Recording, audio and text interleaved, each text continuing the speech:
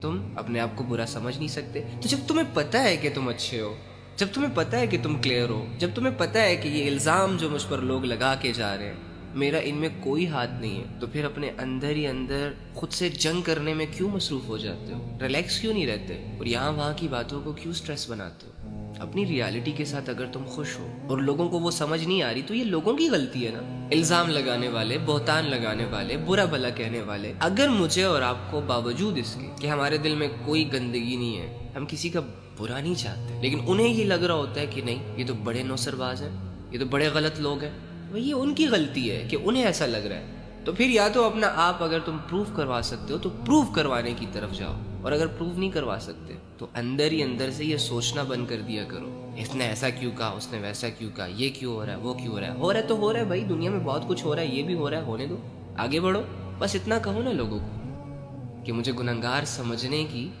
زحمت نہ کیجیے، کیا کیا قبول کرنا ہے فقط اتنا بتا دیجیے۔